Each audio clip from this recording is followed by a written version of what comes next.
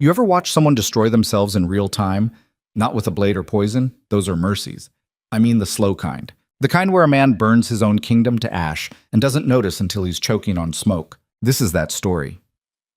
A duke who thought power meant he could ignore consequences. A wife who learned that survival sometimes means walking away from everything you once believed love could be.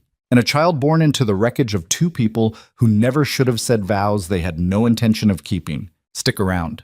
This one doesn't end clean, and the man at the center of it all? He's about to learn that some things you break can't ever be put back together, no matter how much gold you throw at the pieces. The manor smelled like death and rosewater. Evelyn Ashcombe lay on blood-soaked sheets in the east wing, her breath coming in shallow, ragged gasps as the midwife pressed cold cloths to her forehead. The baby wasn't due for another 6 weeks, but the child had other plans. Pain ripped through her body in waves so violent she thought her spine might snap.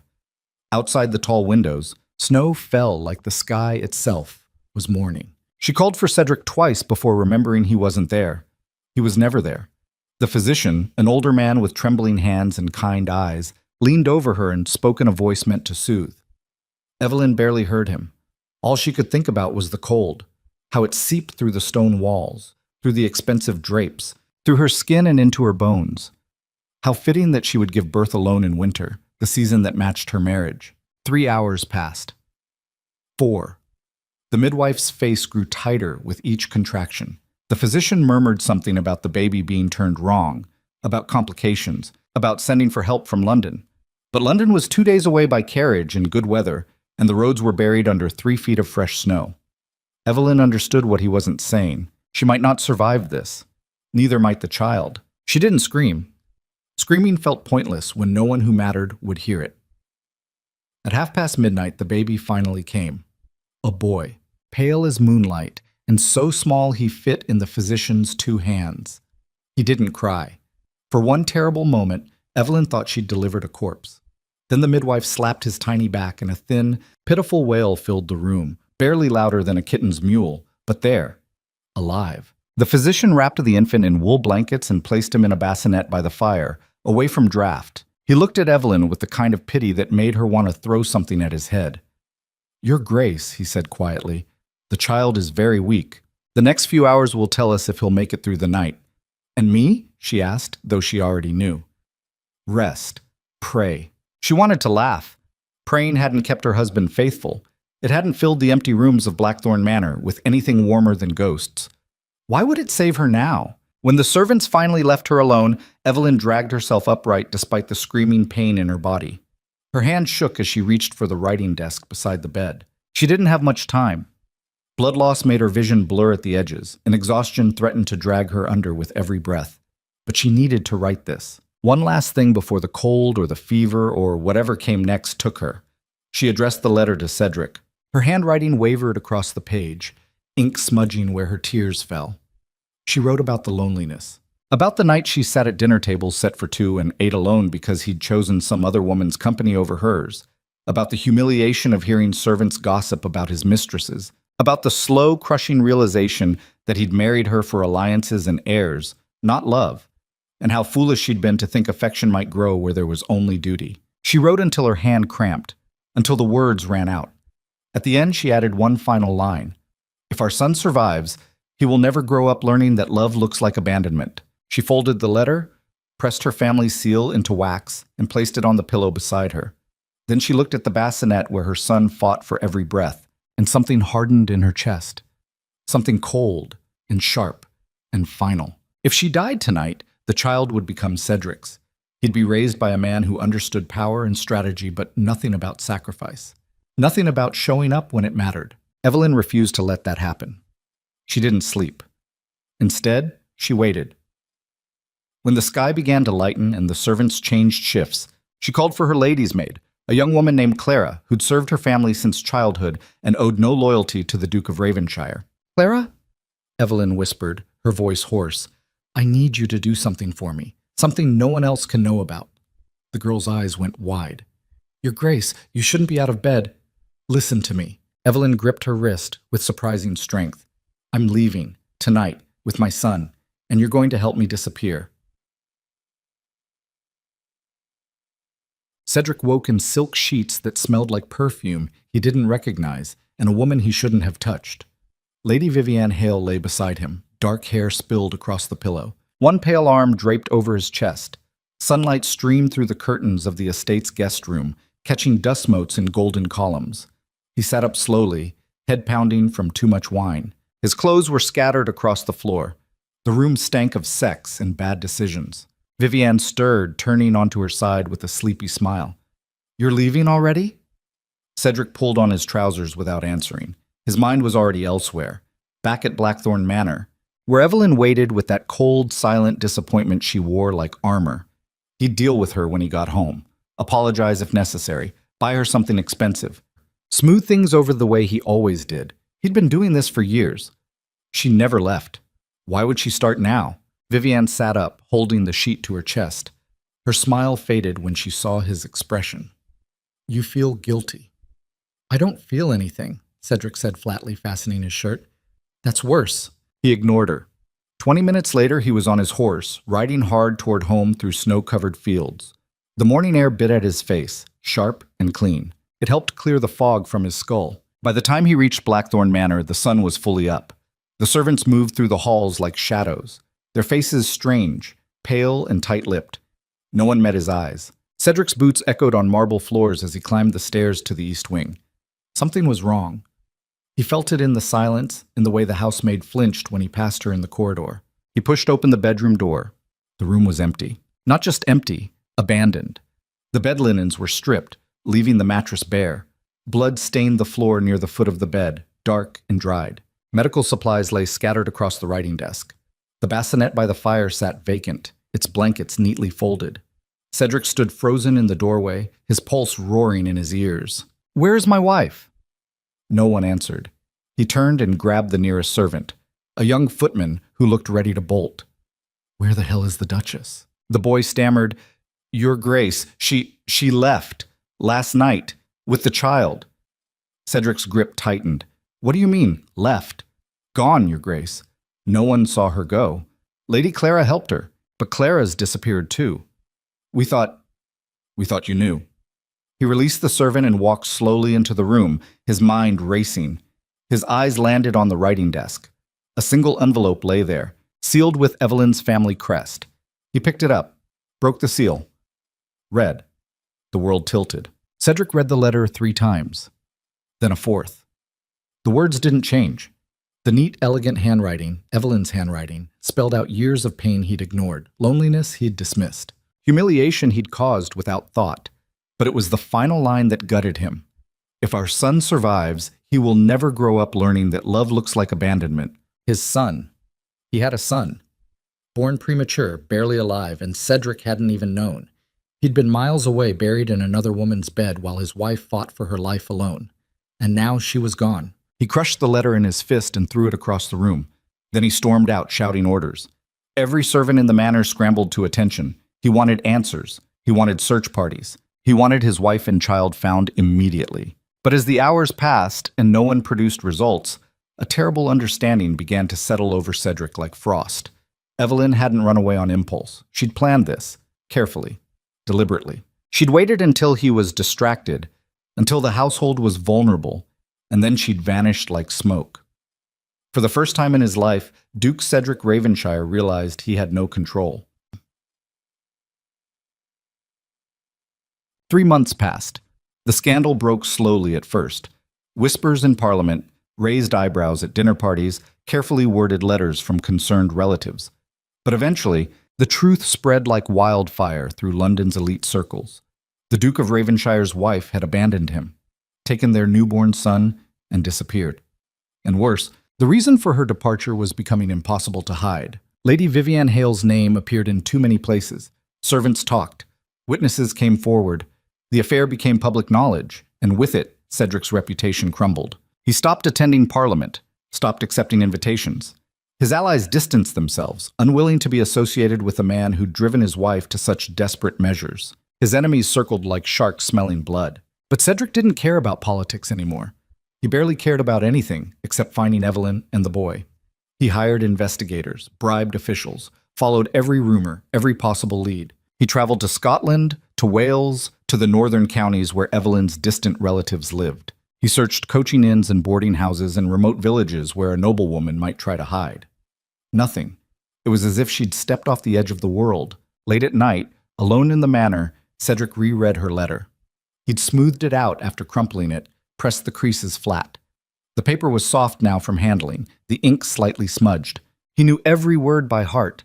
He tried to remember the last time he'd really looked at Evelyn. Not just glanced at her across a room, but seen her. Noticed the sadness in her eyes. The way she smiled less and less as the years went on. The way she stopped asking him to stay. He'd treated her like furniture. Beautiful, expensive, necessary for appearances, but ultimately replaceable. Now she was gone, and the hole she left behind was bigger than he'd ever imagined. 6 months after Evelyn's disappearance, Cedric finally caught a break.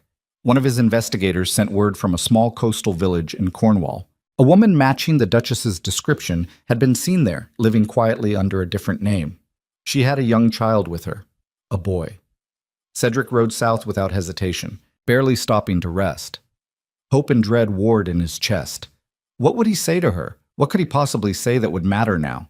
He reached the village on a gray afternoon when the sea wind tasted like salt and rain. It was the kind of place people came to disappear, remote, insular, untouched by London's gossip and politics.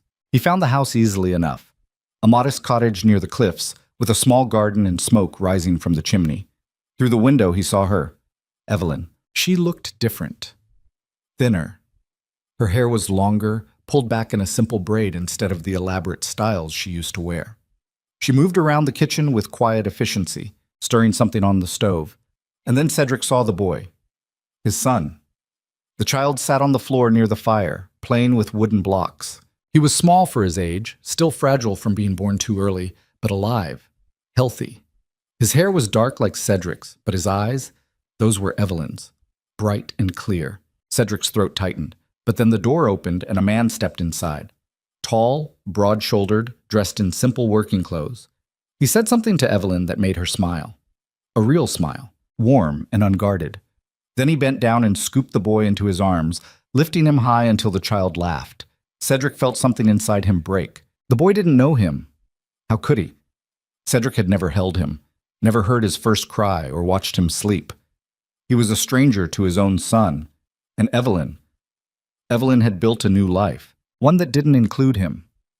He stood outside in the rain for a long time, watching through the window as the three of them ate dinner together. A family. The kind of family he could have had if he hadn't been so arrogant, so blind. When the lights finally went out, Cedric walked back to the inn where he was staying. He didn't sleep. He sat by the window staring at nothing and tried to figure out what the hell he was supposed to do next. He returned to the cottage the next morning. Evelyn answered the door. For a moment, neither of them spoke. She looked at him with an expression he couldn't read. Not anger, not fear, just nothing. "Cedric," she said quietly. "Evelyn." She stepped outside and closed the door behind her, keeping the conversation away from the house, away from the boy. "What do you want?" "I want to talk. We have nothing to talk about. We have a son." Her jaw tightened. "No, I have a son. You have a title in a manner you couldn't be bothered to come home to." The words hit like a punch. Cedric forced himself to stay calm. "I know I failed you. I know I failed him. But I want to make this right." Evelyn laughed. Short, bitter. "Make it right? How exactly do you plan to do that, Cedric? You can't undo the past. You can't erase the nights I spent alone while you fucked half of London's noblewomen. You can't bring back the hours I labored thinking I might die and you wouldn't even know." "I'm sorry." She stared at him.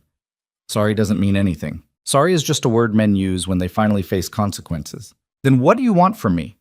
Cedric's voice rose despite himself. "You want me to grovel? Fine, I'll grovel. You want money? Land? I'll give you whatever you need. Just let me see my son." Evelyn's expression didn't change. "He doesn't know you. I can fix that." "No." She shook her head slowly. "You can't, because I won't let you." Cedric felt rage flare hot in his chest. "You can't keep me from my own child." "Oh, I can. And I will." Evelyn's voice was steel. "You don't get to waltz back into our lives because you suddenly feel guilty. You don't get to play father when it's convenient. That boy in there? He's happy. He's safe. And I won't let you ruin that just because you're lonely. The word lonely struck harder than anything else she could have said, because it was true. Cedric stood there, fists clenched, and realized he had no leverage, no power. Nothing Evelyn wanted or needed from him. Please, he said, and hated how weak his voice sounded. Just let me meet him. Once. That's all I'm asking. Evelyn studied him for a long moment. Then finally she nodded. Once. Tomorrow. And then you leave. Permanently. Cedric returned the next afternoon. Evelyn led him inside, but the tension in her shoulders told him this was a concession, not forgiveness. The cottage was warm and clean, filled with the smell of bread baking. The boy sat at the table, drawing on parchment with charcoal. Evelyn knelt beside him. Sweetheart, this is a visitor, someone who wanted to meet you. The boy looked up. His eyes, Evelyn's eyes, regarded Cedric with polite curiosity. Hello. Cedric's throat closed. He forced himself to smile. Hello. An awkward silence stretched between them. The boy went back to his drawing. Cedric stood there uselessly, not knowing what to say. How did you talk to a child who didn't know you existed? That's a nice drawing, he managed. Thank you. The boy didn't look up. I'm making a ship.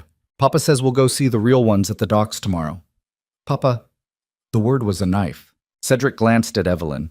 She watched him with something like pity in her eyes. It made him feel smaller than he ever had in his life. He stayed for 15 minutes. The boy answered his questions politely, but without warmth. He didn't ask who Cedric was. Didn't ask why he'd come. And when Cedric finally stood to leave, the boy just waved and went back to his drawing. Evelyn walked him to the door. That's it then? Cedric asked quietly. That's it. He looked back at the boy one last time. I would have been better if I'd known, but you didn't. Evelyn's voice was gentle now, which somehow made it worse. You didn't know because you didn't care to know, and now it's too late. Cedric wanted to argue, to fight, to demand something, anything that would let him claw back even a shred of what he'd lost. But he didn't, because she was right. Evelyn left the village before dawn 2 days later. Cedric watched from the inn as the carriage pulled away, disappearing into the morning fog. He didn't follow. He'd made that promise, and for once, he intended to keep it. He returned to Blackthorn Manor alone. The house felt enormous and empty. Servants moved through it like ghosts. Fires burned in rooms no one used. Dust gathered on furniture no one touched. Cedric spent his days in the study, staring at ledgers he didn't care about. At night, he wandered the halls, unable to sleep. He stopped seeing visitors, stopped answering correspondence. His name faded from London's social circles like he'd never existed. Winter came again. The first snow fell on a night exactly 1 year after his son was born. Cedric stood in the empty nursery holding Evelyn's letter. He'd read it so many times the paper was soft as cloth. He knew every word, every accusation, every truth. Outside, the wind howled against the windows. Inside the house was silent, and Cedric understood finally what it meant to be truly alone. Not the loneliness of an empty room or a cold bed, the loneliness of knowing you destroyed the only thing that ever mattered, and there was no one to blame but yourself. He folded the letter carefully, placed it back in his pocket. And as snow fell on Blackthorn Manor, covering the grounds in white, Duke Cedric Ravenshire stood in the nursery his son would never see, and realized he'd spent his entire life building a kingdom of ghosts. But here's the thing about ghosts. They don't forgive. They don't forget. And sometimes they come back. 3 months later, a letter arrived at Blackthorn Manor bearing an unfamiliar seal. Cedric opened it with hands that had started shaking sometime in the long winter months. Inside was a single sheet of paper and 7 words that stopped his heart. Your son is sick. He's asking for you. Cedric didn't pack. Didn't tell the servants where he was going. He just rode. The letter sat folded in his coat pocket. The paper already worn from how many times he'd unfolded it, read it, tried to make the words mean something different. They never did. Your son is sick. He's asking for you. 7 words that carved through every defense he'd built over the past months of self-imposed exile. The road to Cornwall stretched gray and endless under low clouds. His horse's hooves beat a rhythm that matched his pulse. Fast, urgent, edged with panic he refused to name. Fear was weakness. Fear meant admitting you cared about something enough to lose it. He'd already lost everything. What was left to be afraid of? The answer came as he rode, losing the one thing he'd never actually had. The chance to be something other than the man who destroyed his family. By the time he reached the village, night had fallen. The cottage sat dark against the cliffs, only one window glowing with lamplight. Cedric dismounted, his legs stiff from hours in the saddle. He stood outside the door for a long moment, listening to the sound of waves crashing below and his own breathing. Then he knocked. Evelyn opened the door. She looked exhausted, eyes red-rimmed, hair pulled back in a messy knot, sleeves rolled to her elbows. For a second, neither of them spoke. Then she stepped aside. "He's upstairs. Second room on the left." Cedric moved past her, taking the stairs two at a time. The house smelled like medicine and something else, something sour and wrong that made his stomach tighten. He found the room, pushed the door open. The boy lay in bed, pale as the sheets beneath him. His breathing was shallow, labored. A wet cloth sat folded on his forehead. His eyes were closed. Cedric stopped in the doorway, suddenly unsure. What the hell was he supposed to do? He didn't know how to be a father, didn't know how to comfort a sick child. He'd spent his entire life learning how to command rooms full of men who feared him. But standing here looking at this small, fragile boy, he felt utterly useless. Evelyn appeared behind him. "It's a fever. Started 3 days ago. The doctor says it could be pneumonia." Her voice was flat, clinical, like she was reporting on a piece of broken furniture instead of their son fighting for breath. Cedric swallowed. "What can I do?" "You can sit with him." She moved past Cedric and adjusted the cloth on the boy's forehead. "I need to sleep. I haven't left this room in 2 days." She walked out before he could respond. Cedric stood there for another minute, then pulled a chair close to the bed and sat. The boy didn't stir. His chest rose and fell in uneven intervals that made Cedric's own lungs feel tight. Hours passed. The lamp burned low. Outside, the wind picked up, rattling the windows. Cedric watched his son's face and tried to remember if he'd ever felt this helpless. Even when Evelyn had disappeared, he'd had something to do. Search parties to organize, leads to chase, action, control. Now there was nothing but waiting. Sometime after midnight, the boy stirred. His eyes opened, unfocused, glassy with fever. He looked at Cedric without recognition. "Mama?" "No." Cedric's voice came out rougher than he intended. "She's resting. I'm here." The boy's brow furrowed. "Who are you?" Cedric opened his mouth, closed it. What was he supposed to say? "I'm your father" felt like a lie. "I'm the man who abandoned you before you were born" felt worse. "I'm someone who cares about you," he finally said. The boy stared at him for another moment, then closed his eyes again. His breathing evened out slightly. Cedric exhaled. By dawn, the fever hadn't broken. Evelyn returned looking slightly more rested, but no less haunted. She checked the boy's temperature, changed the cloth, adjusted his blankets. Cedric watched her move with the kind of efficiency that came from practice. From nights spent alone doing this exact routine while he'd been… where? Who had he been fucking 6 months ago? He couldn't even remember. Evelyn glanced at him. "You can leave if you want. I know this isn't… I'm staying." She looked surprised, then suspicious. "Why?" "Because he's my son." The words hung in the air between them. Evelyn's expression hardened. "Now he's your son? When he's sick and might die? Where was this feeling when he was born?" Cedric felt anger spike hot in his chest. "I didn't know." "You didn't care to know. There's a difference." She turned back to the boy. "Don't stand there and pretend you suddenly developed a conscience just because guilt is eating you alive." The truth of it stung worse than any insult. Cedric forced himself to breathe, to not lash out. "Fine. You're right. I was a shit husband and a worse father, but I'm here now, and I'm not leaving until he's better."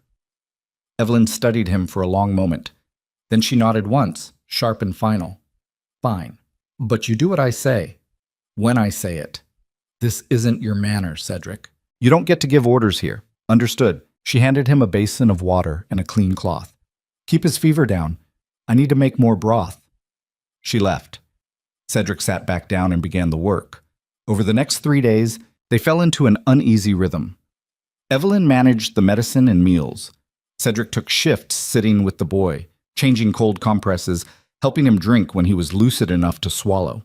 They barely spoke except to coordinate care. The silence between them was thick with everything they weren't saying. On the 4th night, the boy's fever spiked. His small body shook with chills despite the layers of blankets. His lips turned blue at the edges. Evelyn sent Cedric to fetch the doctor while she stayed with the boy, whispering things Cedric couldn't hear as he ran through dark streets. The doctor came, examined the child. His expression was grim. It's in his lungs. If the fever doesn't break by morning. He didn't finish the sentence. He didn't need to. Cedric stood by the window, hands clenched into fists, and felt something inside him crack open. This was his fault. If Evelyn hadn't been forced to run, if she'd stayed at Blackthorn Manor with access to the best physicians in England, instead of hiding in a remote village with one overworked doctor, maybe the boy would be stronger. Maybe this wouldn't be happening. Every choice he'd made had led here, to this moment, to his son dying in a bed that smelled like sweat and medicine. He turned to Evelyn. She sat beside the boy, holding his small hand in both of hers. Her face was stone, but tears ran down her cheeks in silent tracks. Cedric crossed the room and knelt beside the bed. He didn't know what to say, didn't know how to fix this, so he did the only thing he could. He reached out and placed his hand over both of Evelyn's. She flinched but didn't pull away. They sat like that through the night, waiting, watching the boy's chest rise and fall, listening to the rattle in his lungs. The fever broke an hour before dawn. The boy's breathing eased. Color slowly returned to his cheeks. His body stopped shaking. Evelyn pressed her hand to his forehead and let out a sound halfway between a sob and a laugh. He's cooling down. Oh God, he's cooling down. The doctor checked him again, nodded with cautious relief. The crisis has passed. He'll need rest and careful monitoring, but he should recover. Evelyn collapsed into the chair, her whole body shaking with exhaustion and relief. Cedric stood slowly, his knees stiff from kneeling so long. He looked at his son, alive, breathing easier now, and felt something shift in his chest, something he didn't have words for. The doctor left. Evelyn fell asleep in the chair, her head tilted at an angle that would leave her neck sore. Cedric covered her with a blanket and went downstairs. The man he'd seen before, the one who'd lifted the boy, who'd made Evelyn smile, sat at the kitchen table drinking tea. He looked up when Cedric entered. They stared at each other. "You're the Duke?" the man said. Not a question. Cedric nodded. "Thomas? I work the docks, help Evelyn with things." Cedric understood what things meant. Rent, food, the kind of practical support a woman on the run needed to survive. The kind of support Cedric should have provided. "Thank you," Cedric said quietly, "for taking care of them." Thomas shrugged. "She's a good woman. The boy's a good kid. They deserve better than what they got." The accusation was clear. Cedric didn't argue. He poured himself tea and sat across from Thomas. The silence stretched. Finally, Thomas spoke. "You planning to take them back?" "I don't know. She won't go. Not willingly." "I know." Thomas studied him. "You really didn't know she was pregnant when you—" "No."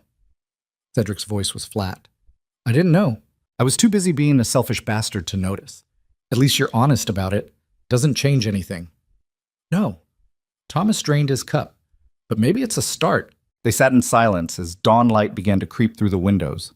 Upstairs, the boy slept. Evelyn slept. The house was quiet except for the distant sound of waves. Cedric thought about the letters still in his pocket, about the months he'd spent searching for them, about the years before that when he'd had them and thrown them away.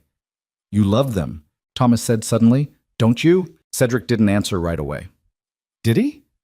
What did love even mean when you'd spent your whole life treating it like a transaction? When you'd learned to measure everything in terms of power and possession instead of presence? "I don't know if I know how to love anyone," Cedric said finally, "but I know I don't want to lose them again." "Then you better figure it out." Thomas stood. "Because that boy up there? He deserves a father who shows up. Not just when he's dying, but every day. And Evelyn deserves a hell of a lot more than apologies and guilt." He left through the back door. Cedric sat alone in the kitchen as the sun rose over Cornwall, turning the sea outside from black to gray to pale gold. The boy recovered slowly over the next 2 weeks. His strength returned in increments, first sitting up, then eating solid food, then walking around the room. Cedric stayed. He told himself it was to help, to make sure the boy was truly out of danger. But really, he stayed because he didn't know where else to go. He and Evelyn existed in a strange limbo. They coordinated the boy's care with the efficiency of soldiers on a battlefield, but they didn't talk about anything that mattered, didn't address the history bleeding between them like an open wound.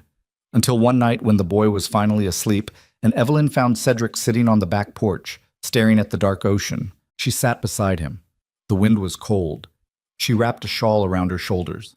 "You're still here. I said I would stay. I thought you'd leave once the danger passed. Go back to your life." Cedric laughed, a bitter, hollow sound. "What life?" "The manor's empty. Parliament doesn't want me. I've got no friends, no allies, and a reputation so destroyed I might as well be dead." "Good." He looked at her, startled. Evelyn's face was hard. "I'm glad you lost everything," she continued. "I'm glad they turned on you. I'm glad you know what it feels like to be alone. Because maybe now you understand what you did to me." Cedric's jaw tightened. "I understand." "Do you?" "Because from where I'm sitting, you're still the same man, just sadder, just lonelier." "That's not change, Cedric. That's consequences. Then what do you want from me?" His voice rose despite himself. "You want me to grovel more? Bleed more?" "I'm here, I'm trying. What else is there?" Evelyn turned to face him fully. "I want you to disappear. I want you to go back to London and leave us alone.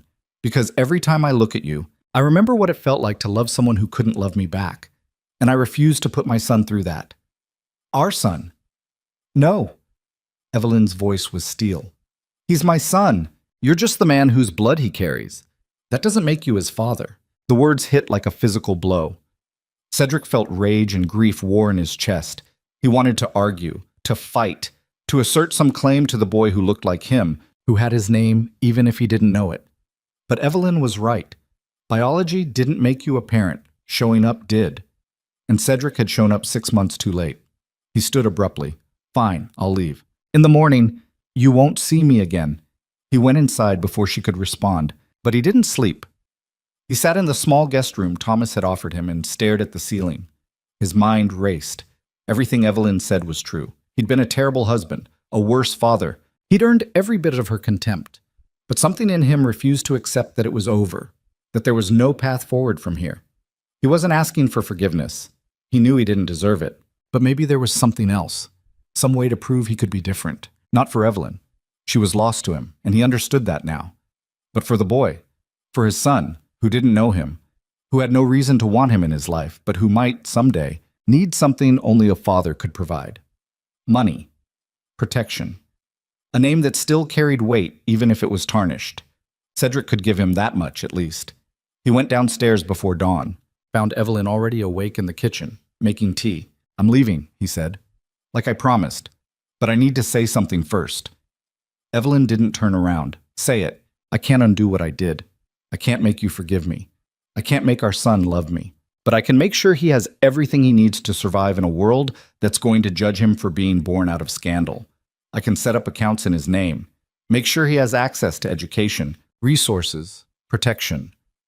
I can do it quietly, no strings, no conditions. You'll never have to see me or speak to me, but he'll be secure."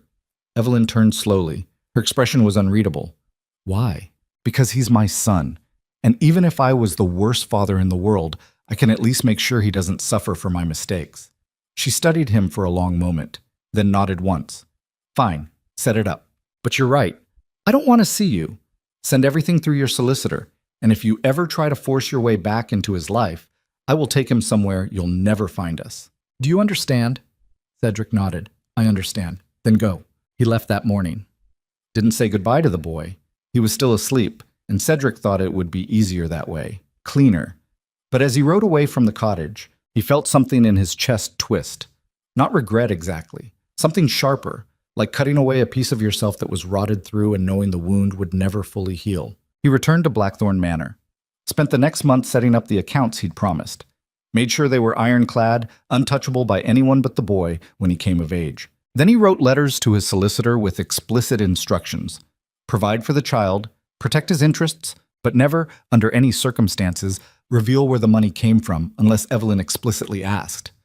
When it was done, Cedric sat in his study and stared at the empty nursery across the hall. He'd thought, in some naive corner of his mind, that doing the right thing might feel redemptive, that it might ease the weight in his chest. It didn't. He still woke up at night thinking about the boy's face, still heard Evelyn's voice telling him he was just blood and nothing more, still felt the ghost of his son's small hand in his when the fever had spiked and death had felt inevitable. But he'd made a promise, and for once in his miserable life, he was going to keep it. 3 months passed. Then 6. Cedric stopped attending social events entirely, stopped pretending to care about politics or alliances. He lived like a ghost in his own house, present but not alive. His staff worried. His solicitor sent concerned letters. His remaining family members stopped visiting. Cedric didn't care. He'd lost the capacity to care about anything that didn't involve a small boy in Cornwall who would never know his name. Then, on a cold morning in November, a letter arrived. Different handwriting this time. Not Evelyn's. Heavier. Masculine. Cedric opened it with hands that had started shaking again, a tremor that came and went, a physical manifestation of nerves he could no longer control. The letter was short.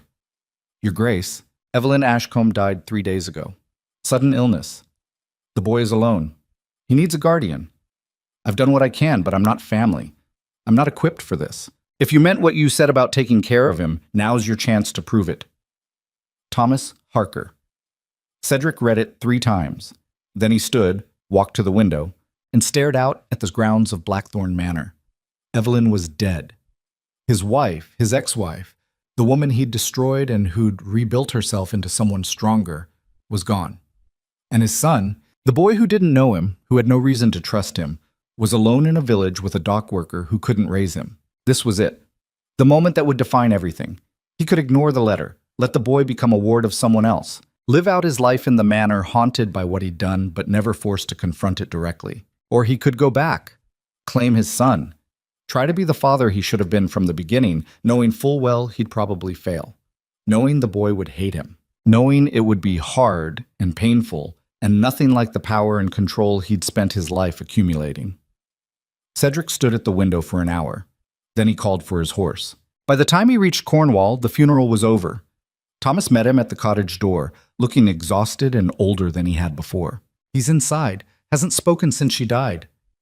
Cedric nodded. Can I? Thomas stepped aside. The boy sat on the floor near the fire, exactly where Cedric had seen him the first time. But now there was no laughter, no wooden blocks, just a small figure staring into flames with empty eyes. Cedric's throat closed. He crossed the room slowly and knelt beside his son. The boy didn't look at him. I'm sorry, Cedric said quietly. I'm so sorry. The boy's jaw tightened. Who are you? Not a question, an accusation. Cedric took a breath. I'm your father. Silence. Then in a voice so cold it could have frozen blood. I don't have a father.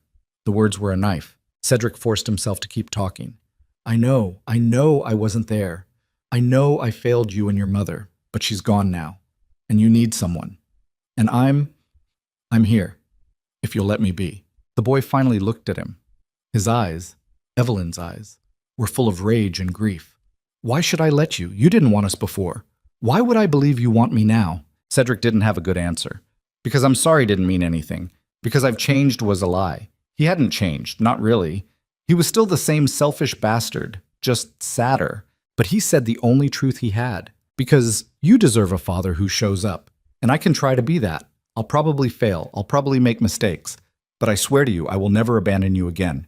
You don't have to forgive me. You don't have to love me. But let me take care of you. Let me try. The boy stared at him for a long time. Then he turned back to the fire. Mama said you were a coward. Cedric's chest tightened. She was right. She said you only cared about yourself. She was right about that too. She said, the boy's voice cracked. She said, I shouldn't hate you. That hate was heavy, and I was too small to carry it. Cedric felt something break inside him. Your mother was a better person than I'll ever be. The boy was silent for another minute.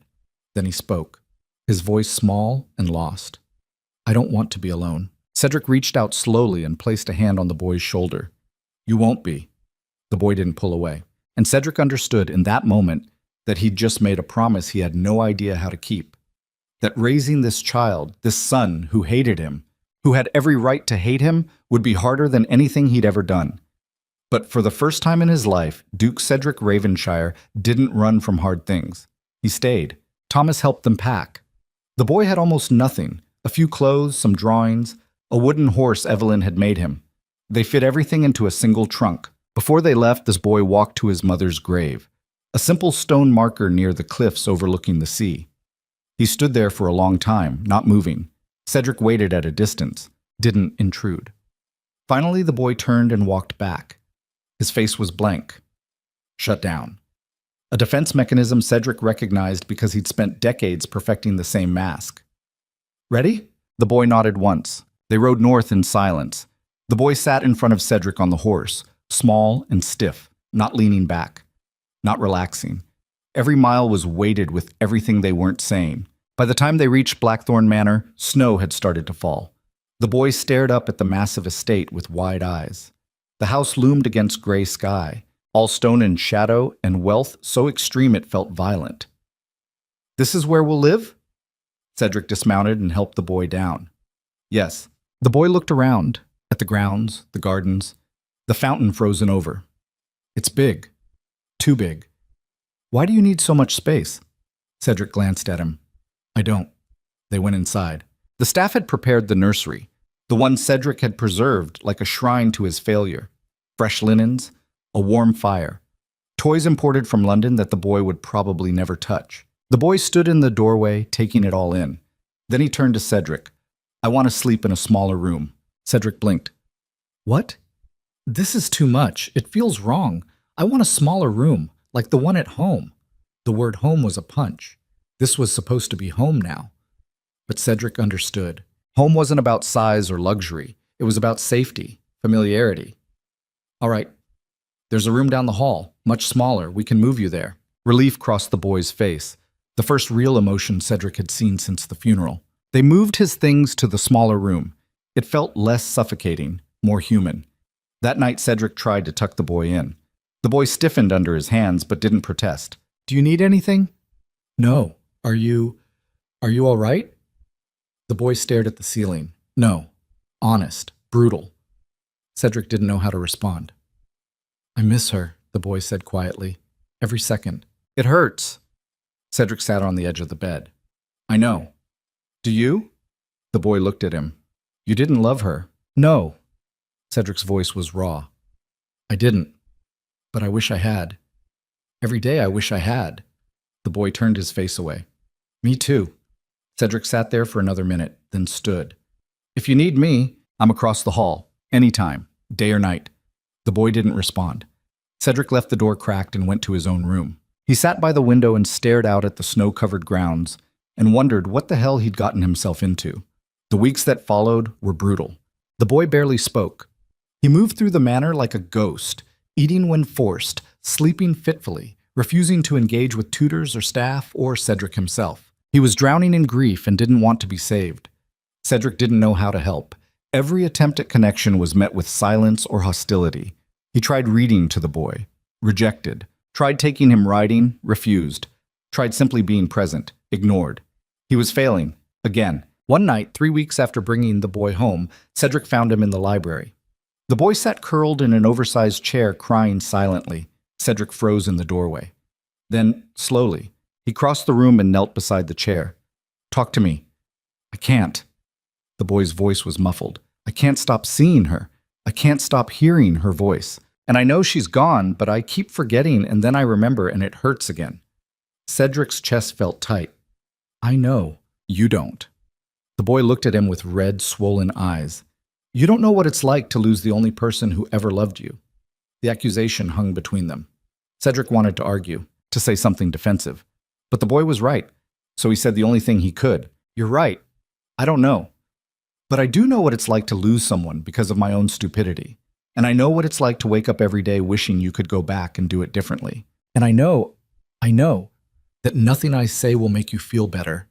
But you're not alone. You're not." The boy stared at him. Then slowly, he leaned forward and pressed his face against Cedric's shoulder. Cedric froze. Then carefully, he wrapped his arms around his son and held him while he cried. It didn't fix anything. It didn't undo the damage. It didn't bring Evelyn back. But it was something. And for the first time since bringing the boy home, Cedric felt like maybe, they might survive this. 3 months later, the boy spoke his first full sentence to Cedric. "Can you teach me to ride?" Cedric looked up from his desk, startled. "What?" "Horses." "Mama never let me. Said they were dangerous. But I want to learn." Cedric studied his son's face. The grief was still there. It probably always would be, but there was something else now, curiosity, the faintest edge of hope. "All right, tomorrow morning. We'll start slow." The boy nodded, then awkwardly, "Thank you." It was the first time he'd thanked Cedric for anything. That night, Cedric sat alone in his study and allowed himself to feel something dangerous. Not hope, exactly. Hope felt presumptuous. But maybe. Possibility. The possibility that this broken thing between them might, with enough time and effort, become something that didn't hurt quite so much. He pulled out Evelyn's letter, the one he still carried, the one he'd read 1,000 times. The paper was soft as cloth now, the ink faded. He read it one more time. Then, carefully, he placed it in a wooden box on his desk and closed the lid. Some wounds never healed. Some mistakes couldn't be undone. But maybe, just maybe, you could build something new on top of the wreckage, even if it looked nothing like what you'd lost. Even if it would never be enough to balance the scales. Even if you spent the rest of your life carrying the weight of what you'd destroyed. You could try. And for Duke Cedric Ravenshire, who'd spent his entire life avoiding consequences, running from pain, choosing pleasure over responsibility, trying was the hardest, most terrifying thing he'd ever done. But he'd made a promise to his son, and this time he wouldn't break it. Downstairs, the boy slept in his small room, dreaming of horses and mothers who didn't come back. And upstairs, his father sat awake in the dark, knowing that tomorrow he'd have to wake up and try again, knowing he'd fail in 100 small ways, knowing it would never be enough, but knowing, too, that he'd keep trying anyway. Because that's what fathers did. And Cedric was trying, finally, desperately, too late, to become one. The boy learned to ride that spring. Cedric started him on the gentlest mare in the stables, an old chestnut named Beatrice, who'd outlived 2 grooms and had the patience of stone. The boy was terrified at first, gripping the reins so tight his knuckles went white. But Cedric walked beside the horse for hours, one hand on the bridle, talking in a low, steady voice until the boy's shoulders relaxed and something like trust crept into his posture. It wasn't much, but it was something. By summer, the boy could trot on his own. By autumn, he was cantering across the estate grounds with wind in his hair and the first real smile Cedric had seen since Evelyn died. Those moments, watching his son laugh, seeing him discover something that made the grief recede even briefly, felt like absolution Cedric didn't deserve but desperately needed. The boy still didn't call him father. Still kept distance between them like a wall neither knew how to tear down. But they were learning, building something fragile and unnamed in the ruins of everything Cedric had destroyed. Then winter came again, and with it the letter that would shatter whatever peace they'd managed to construct. It arrived on a morning when frost turned the windows into abstract art, and the boy sat in the library attempting Latin conjugations with his tutor. Cedric was in his study reviewing estate accounts when his solicitor appeared in the doorway, face tight with something that looked like fear.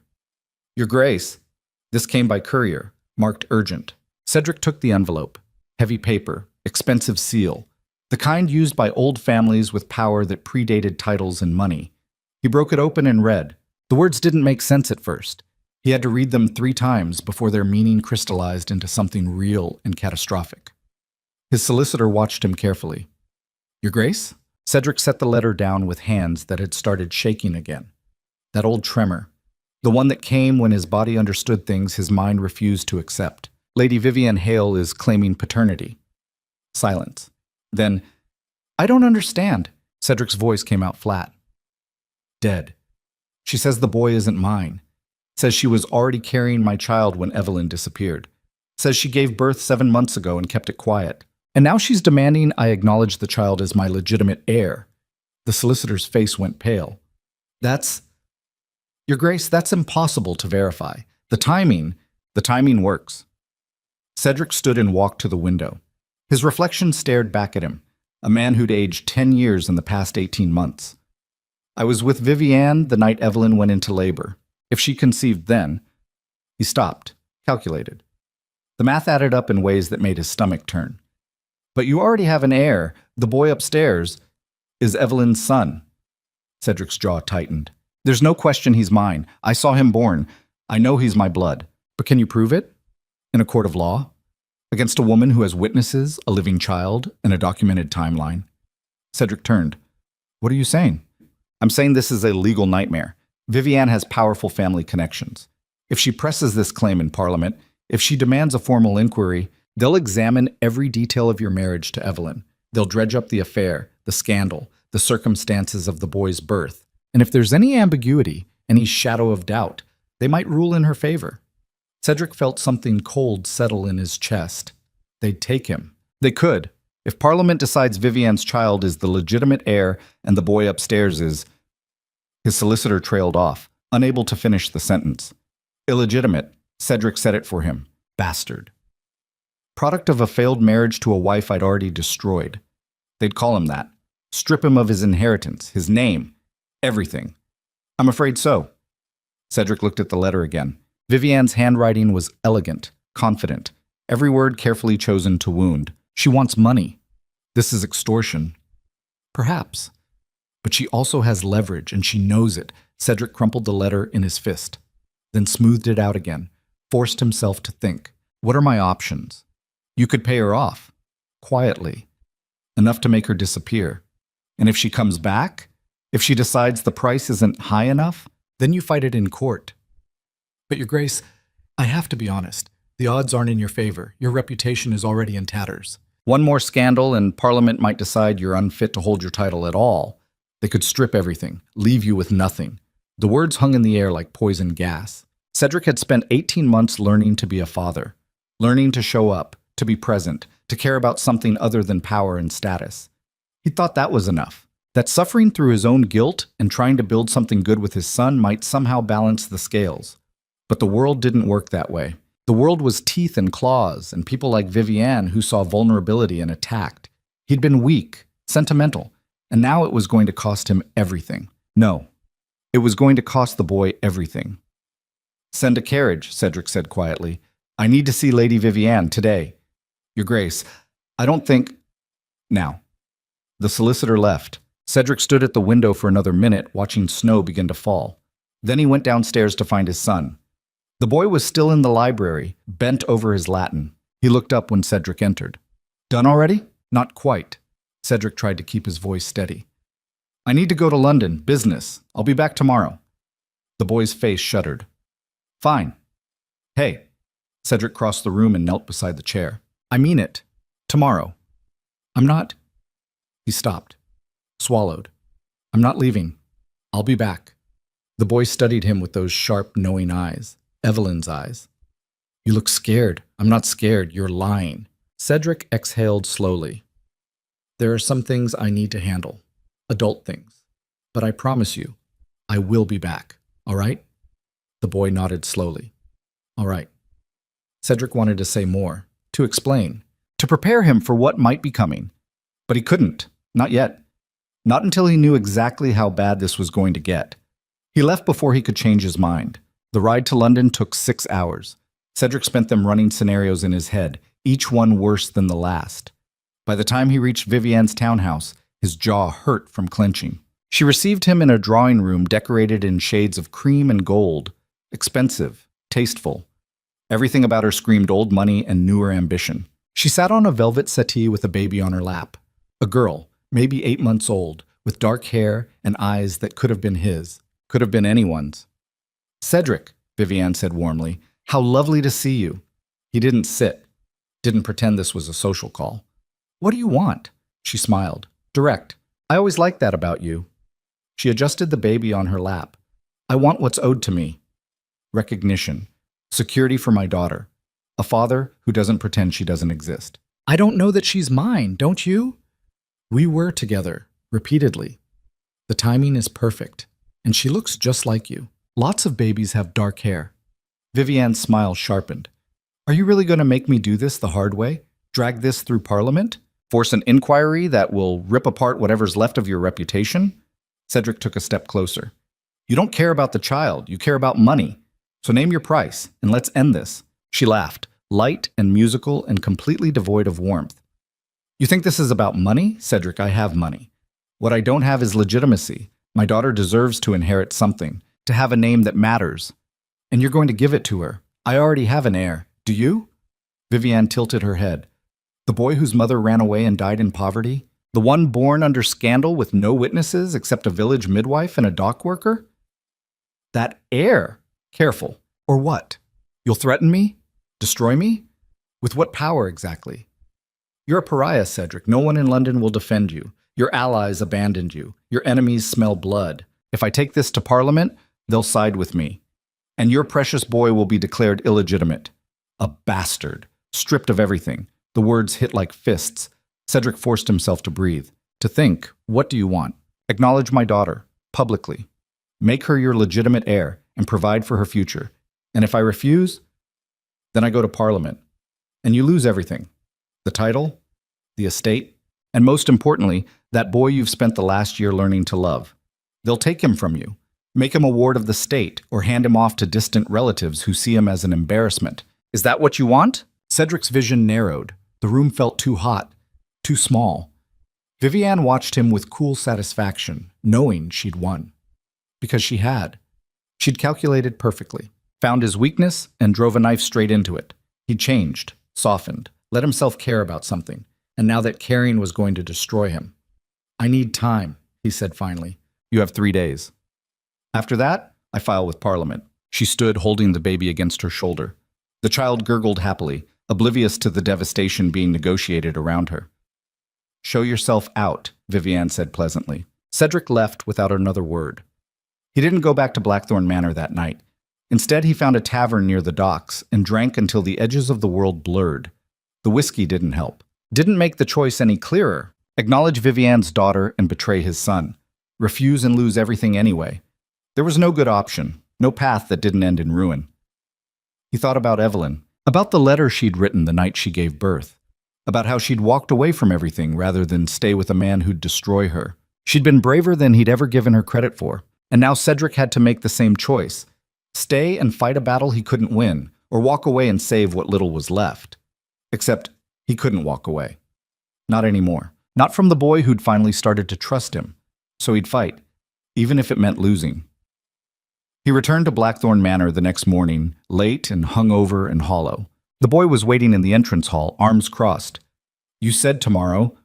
It's been a day and a half. I know, I'm sorry. Where were you? London. Handling things. The boy's expression hardened. You're lying again. Cedric wanted to deny it, to smooth things over with half-truths and reassurances. But he was so tired of lying, so exhausted from pretending everything was fine when it was all burning down around him. You're right. I am lying, because the truth is complicated and ugly, and I don't know how to explain it without scaring you. Then scare me. The boy stepped closer. I'm not a baby. I know things are bad. I know you're in trouble. So tell me the truth. Cedric looked at his son, this fierce, damaged, brave little person who'd survived more loss than most adults could handle, and made a decision. He told him everything, about Viviane, about the baby, about the claim and the threat and the choice that wasn't really a choice at all. He didn't soften it, didn't make it easier. He just laid it out bare and brutal. The boy listened without interrupting. When Cedric finished, silence filled the hall. Then the boy spoke, his voice steady. She's blackmailing you. Yes. And if you don't do what she says, they'll take everything. Yes. Including me. Cedric's throat tightened. Yes. The boy nodded slowly, processing. Then what are you going to do? I don't know. Yes, you do. The boy's eyes were hard. You're going to fight, because that's what you do. You fight. I can't win this. Maybe not. But you're going to try anyway, because if you don't, then what was the point? What was the point of bringing me here? Of teaching me to ride? Of sitting with me when I cried? If you're just going to give up the first time someone threatens you, then you're still the same coward my mother said you were. The words were a slap.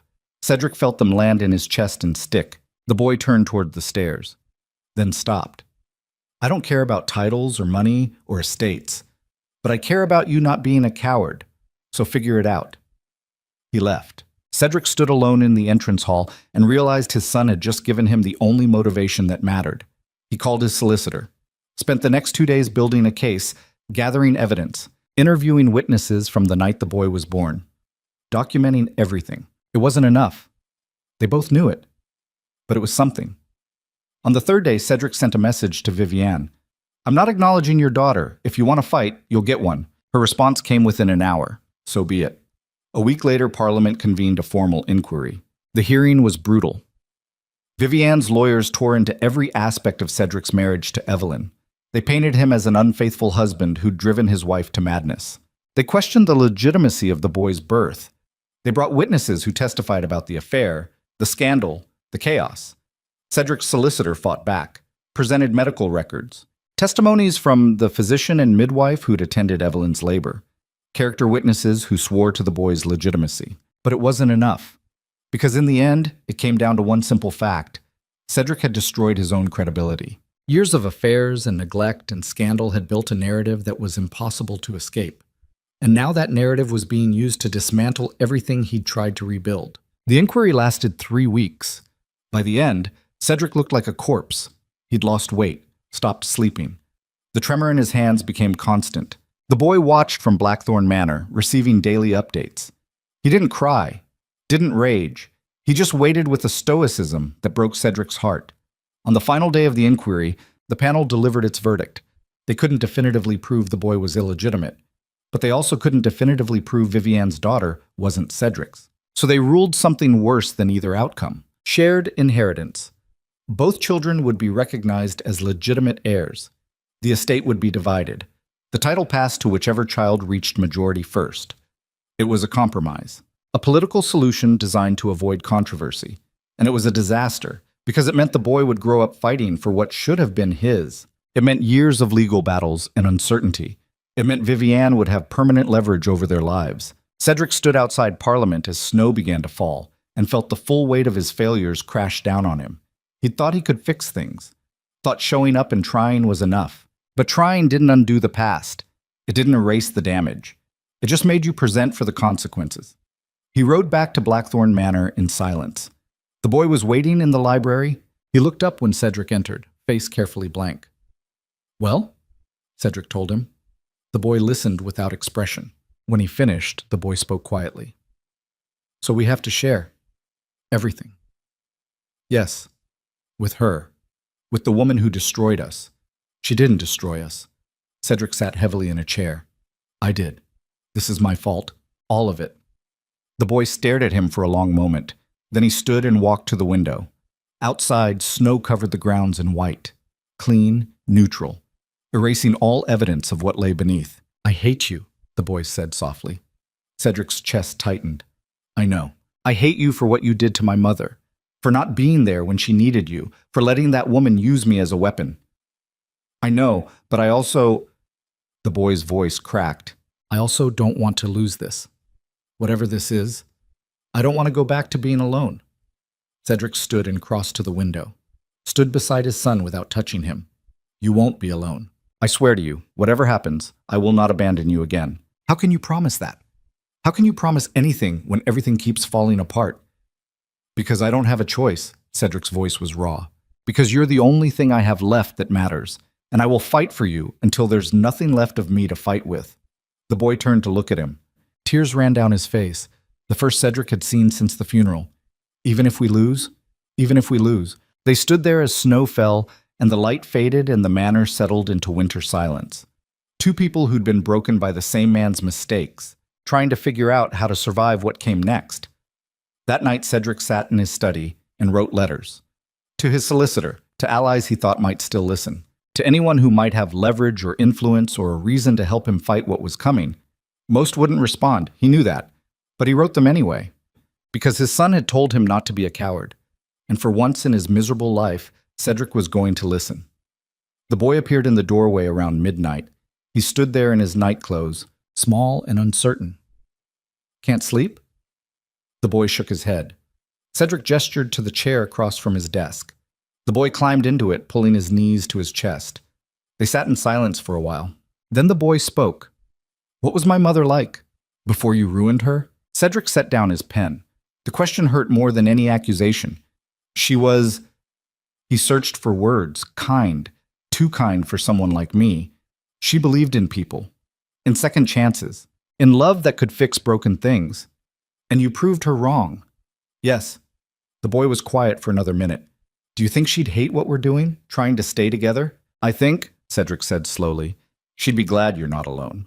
Whatever else she thought about me, and she had every right to think the worst, she wouldn't want you suffering. How do you know?" "Because her last words were about you, about making sure you didn't grow up thinking love looked like abandonment."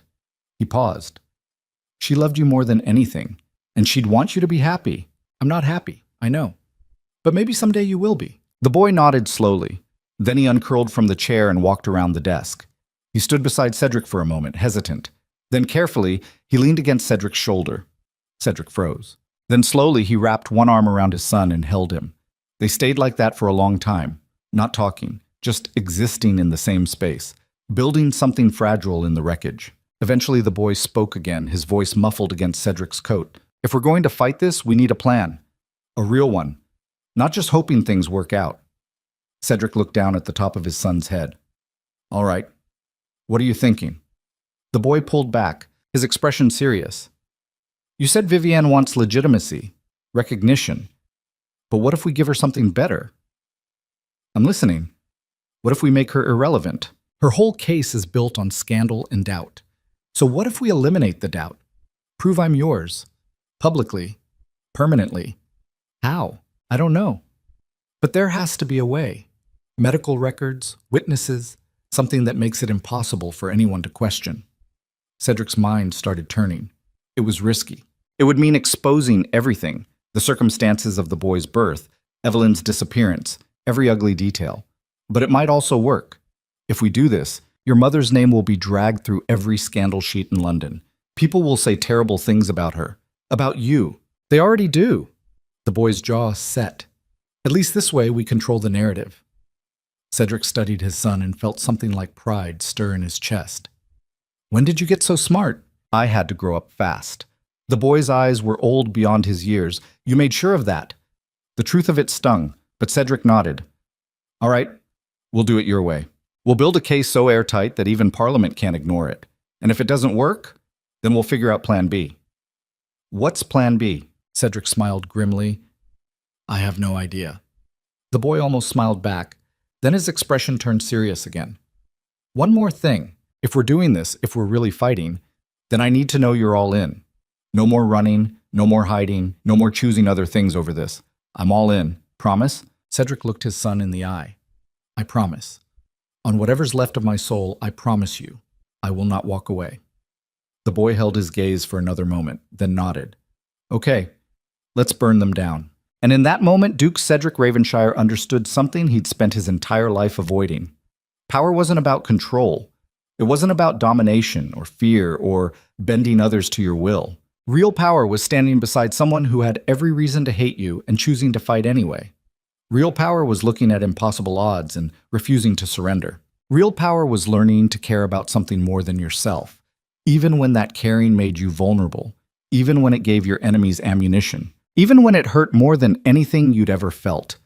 He'd been weak his whole life, weak and cruel and selfish, but maybe, just maybe, he could learn to be strong in the ways that actually mattered, even if it was too late to save himself, even if it cost him everything he had left, even if the world never forgave him for what he'd done. He had a son who was willing to fight beside him. And that was enough. It had to be enough. Because in 3 days, they'd face Parliament again. And this time, one of them would walk away with nothing. 3 days wasn't enough time to build a case that could withstand Parliament's scrutiny, but it was all they had. Cedric worked through the nights, his study becoming a war room filled with medical records, witness statements, and legal documents that formed a paper fortress around one simple truth. The boy was his son, not through faith or hope or sentiment, but through documented fact. The physician who'd delivered him, the midwife who'd cut the cord, the servants who'd seen Evelyn pregnant, who'd heard the labor, who'd witnessed the aftermath. Evidence didn't lie. People did. And Cedric was betting everything that Parliament valued proof over Vivienne's carefully constructed fiction. The boy helped. Not in the legal maneuvering, he was too young for that, but in the small ways that kept Cedric from spiraling into the dark places his mind wanted to go. Bringing him food he wouldn't eat, sitting quietly in his corner reading while Cedric wrote, being present in a way that reminded him why he was fighting. On the second night, the boy looked up from his book. What happens if we lose? Cedric set down his pen, his hand cramped from hours of writing. We don't lose. But if we do? The question hung between them. Cedric wanted to lie, to promise everything would be fine, but he'd spent too many years lying to the people who mattered. If we lose, they'll divide the estate. You'll still have a home, still have your name, but you'll spend your life fighting Vivienne's daughter for every scrap of what should have been yours. The boy nodded slowly. And you? I'll probably lose the title. Parliament's been looking for an excuse to strip it from me for years. This gives them one. Where will you go? Cedric looked at his son. Wherever you are. Something flickered across the boy's face. Not quite trust, not quite forgiveness, but maybe the beginning of something that could become both. You mean that? Yes. The boy closed his book. Good. Because I'm not doing this alone. You won't have to. They worked until dawn. When the sun finally broke through winter clouds, Cedric had compiled a case file thick enough to choke on. It wasn't perfect. There were gaps. Evelyn's disappearance left holes in the timeline that Vivian's lawyers would exploit. But it was solid, defensible, real.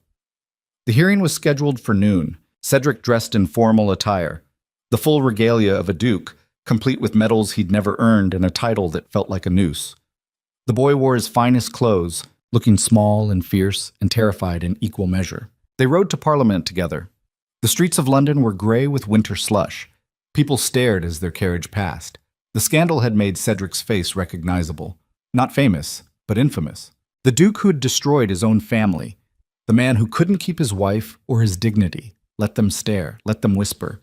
In a few hours, none of it would matter. The boy's hand found Cedric's as the carriage slowed. His grip was tight enough to hurt. I'm scared. Me too. What if they don't believe us? Cedric looked at his son and felt something break open in his chest. Something that had been locked down for so long he'd forgotten it existed. Not love. He didn't have the right to call it that. But maybe the possibility of love. The foundation it could be built on if they survive this. Then we'll deal with it, together. The boy nodded. His jaw set with determination that looked too old for his face. They entered Parliament through a side entrance, avoiding the main doors where journalists and scandal seekers congregated. The hearing room was smaller than Cedric expected. Wood-paneled walls, high windows that let in weak winter light, rows of seats for observers. The panel of 5 lords sat at an elevated bench, their faces carved from stone and prejudice. Vivian was already there. She wore pale blue silk that made her look innocent, virginal. The baby, her supposed trump card, sat on a nurse's lap in the front row, gurgling happily. Vivian's eyes met Cedric's across the room. She smiled. He didn't smile back. The proceedings began with brutal efficiency. No preamble, no courtesy, just straight into the meat of it. Vivian's lead counsel stood, a man named Blackwell with silver hair and a voice like grinding glass. He laid out their case with clinical precision. The affair, the timeline, the birth of Vivian's daughter.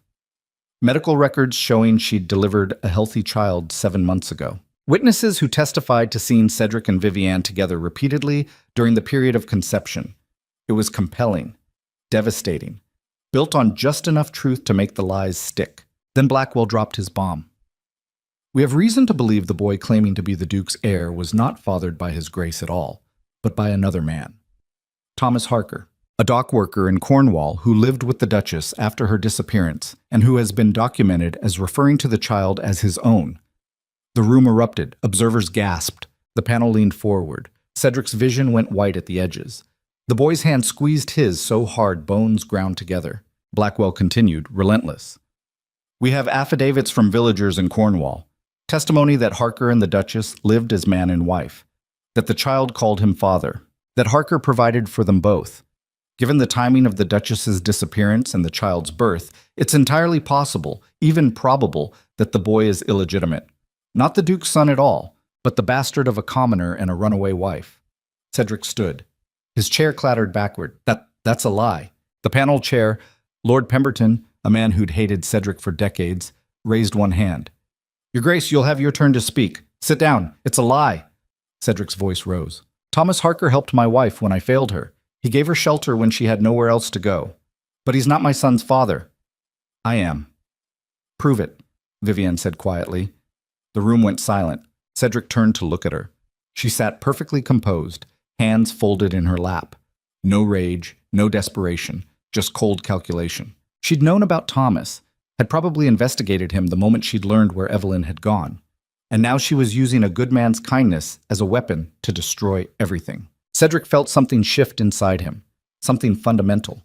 He'd spent 18 months learning to be better, learning to care, learning to feel guilt and remorse and all the soft things he'd avoided his entire life. But there were situations where softness got you killed, where mercy was just another word for weakness. And in those moments, you either became the monster they accused you of being, or you lost everything. He tried the first path, the noble one, the redemptive arc where the broken man learns to love and becomes worthy of forgiveness. That path had led here, to this room, to his son's legitimacy being questioned by a woman who'd spread her legs for him once and now wanted to profit from it forever. So maybe it was time to remember who he'd been before guilt had blunted his edges. Maybe it was time to stop playing defense and start burning everything down. Cedric smiled. It was not a kind expression. You want proof? Fine. Let's talk about proof. He opened his case file, the one he'd spent 3 days compiling, and he began to read. Medical records from the physician who'd examined Evelyn during her pregnancy. Detailed notes about the baby's development, the premature birth, the complications. The physician's explicit statement that the child was conceived in early January, a full month before Evelyn had disappeared. Testimony from the midwife who'd delivered the boy. Her description of his features, his coloring, the way he'd looked exactly like Cedric even as a newborn. Affidavits from servants at Blackthorn Manor who'd seen Evelyn pregnant, who'd heard her go into labor, who'd witnessed Cedric's arrival the morning after and his immediate recognition of the child as his own blood. Records from the village in Cornwall, not the gossip Vivian's lawyers had cherry-picked, but official documents. Birth registration listing Cedric as the father. Medical examinations of the boy showing developmental markers consistent with the timeline. And finally, testimony from Thomas Harker himself. A letter Cedric had obtained through his solicitor. Short, blunt, honest. Thomas wrote that he'd cared for Evelyn and the boy out of decency, that he'd never claimed to be the child's father, that the villagers had assumed a relationship that didn't exist, that Evelyn had been clear, always, that the boy was Cedric's son, even if she wanted nothing to do with Cedric himself. The letter ended with one line that gutted the room. The boy looks like his father. Unfortunately for him, his father is the Duke. I just wish the Duke had earned him. Cedric set down the letter. His hands were steady now, the tremor gone. My son is mine, by blood, by birth, by every measure that matters. And if this panel rules otherwise based on innuendo and slander, you're not serving justice. You're serving politics. Lord Pemberton's face was stone. Are you accusing this panel of corruption, Your Grace? I'm stating a fact. You've wanted me gone for years. This is just a convenient excuse. The room held its breath. Then Vivian's lawyer stood again. All very compelling, Your Grace. But it doesn't address the central issue. You still fathered my client's daughter. You still owe her recognition. The panel's ruling stands. Shared inheritance. Unless you're prepared to deny paternity entirely. Cedric looked at Vivian, at the baby on the nurse's lap, at the trap closing around him. He could deny it, demand proof, force her to provide evidence as concrete as what he'd just presented. Medical examinations, blood tests, documentation, but doing that would drag this out for months, maybe years. And every day the case continued, his son would suffer, would live under the shadow of illegitimacy, would wonder if he was really wanted or just a legal obligation. Cedric had learned a lot in 18 months, but one lesson stood out above the rest. Sometimes the only way to win was to flip the board entirely. He turned to the panel. I have a proposal. Pemberton raised an eyebrow. We're not here to negotiate, Your Grace. Hear me out. Cedric's voice was calm, cold. You're right. I can't definitively prove the child isn't mine. The timing works, the biology is plausible, and Lady Vivian has been clever about protecting herself legally. Vivian smiled. Cedric continued. But what she hasn't considered is that I don't actually care about the title. The room went still. My son deserves his inheritance, deserves his name, deserves to grow up without his legitimacy being questioned every day for the rest of his life. So here's what I'm offering. I will acknowledge Lady Vivian's daughter. I will provide for her financially, but the title, the estate, the name, all of it goes to my son. Uncontested, final, no shared inheritance. No divided loyalty. He gets everything. She gets money. Vivian's smile vanished. I'm not finished. Cedric turned to face her fully. You wanted legitimacy? Fine. Your daughter will have my name on her birth certificate. She'll have access to resources most people never dream of, but she won't have the title. Because I'm renouncing it. The panel erupted. Observers shouted. Vivian's lawyer moved forward, objecting. Cedric raised his voice over the chaos. I formally renounce my title as Duke of Ravenshire, effective immediately. I pass it directly to my son, with full legal protections ensuring his inheritance is secure and indisputable. No challenges. No questions. No loopholes. Parliament can strip me of everything, my lands, my wealth, my position. But my son keeps his birthright. The boy stood beside him, eyes wide. Cedric looked down at him. This is yours. It was always yours. I'm just making sure no one can take it. Lord Pemberton leaned back. Your Grace, I'm not your Grace anymore. Cedric's voice was flat. I'm just a man trying to give his son what he deserves. So make your ruling. Acknowledge both children if you must. But my son is the Duke of Ravenshire now. Not me. The silence that followed was absolute. Vivienne stood slowly, her face pale. You can't do this. Watch me. You'll have nothing. No title, no estate, nothing. I'll have my son. That's not enough. It's more than I deserve. Cedric turned back to the panel. Is there any legal precedent preventing me from renouncing my title in favor of my legitimate heir? Pemberton exchanged glances with the other lords. His expression was carefully neutral. The law allows for voluntary renunciation. If the heir is confirmed legitimate and of sound lineage. He's been confirmed. Multiple times. With documentation you've seen and can't dispute. Another pause. Then Pemberton nodded slowly. Very well. If this is truly your intention, we'll need to formalize the paperwork, but yes, it can be done. Vivienne's lawyer stepped forward. This is absurd.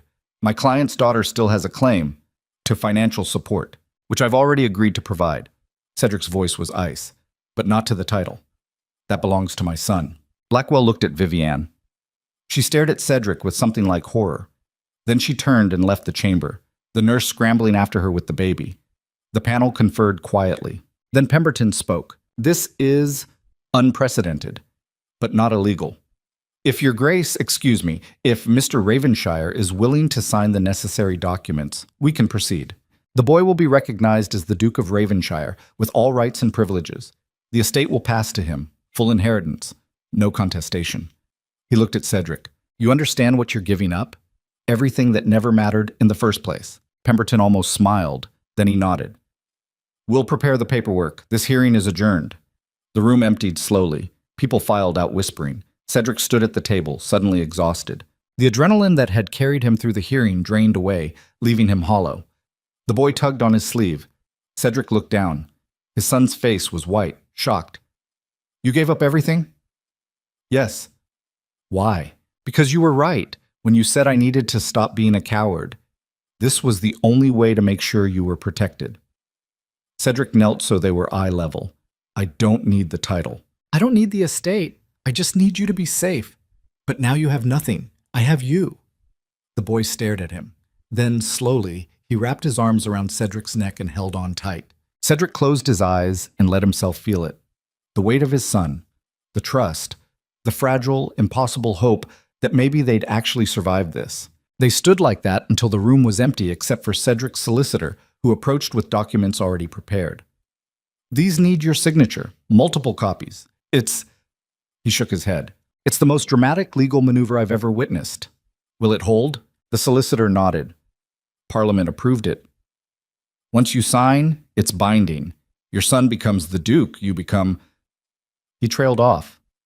No one, Cedric finished. I become no one. He signed. Each stroke of the pen felt like cutting away pieces of himself. But they were pieces that had rotted anyway. The title that had defined him. The estate that had been a prison. The legacy built on cruelty and neglect. Gone. All of it. When he finished, the solicitor collected the documents. Congratulations, Your Grace. He looked at the boy. The youngest duke in England. The boy didn't smile. He just held tighter to Cedric's hand. They left Parliament through the main entrance this time. Journalists swarmed. Questions flew like arrows. Your Grace, why did you renounce? What will you do now? Was it guilt? Cedric ignored them. Pushed through the crowd with the boy pressed against his side. When they reached the carriage, he lifted his son inside first, then climbed in after. The door closed. The noise cut off. They sat in silence as the carriage pulled away. Finally, the boy spoke. What happens now? Cedric looked out the window at London passing by. Streets he'd walked as a duke. Doors that had opened for him. Power he'd wielded without thought. All of it gone. And somehow, he felt lighter. Now? We go home. We figure out what comes next. He looked at his son. Together. The boy nodded slowly. Then he leaned against Cedric's shoulder. They rode like that all the way back to Blackthorn Manor. When they arrived, the staff lined up in the entrance hall, nervous, uncertain. News had traveled fast. The head butler stepped forward. He stopped. Uncertain of the proper address, the boy spoke up, his voice steady. It's just Cedric now. And I'm the Duke. But nothing else changes. Everyone keeps their positions. We're still a household. Relief washed over the servants' faces. Cedric looked at his son with something like pride. When did you get so good at this? I watched my mother survive without anything. If she could do it, so can I. They went upstairs together. The boys' room, now the Duke's room, needed no changes.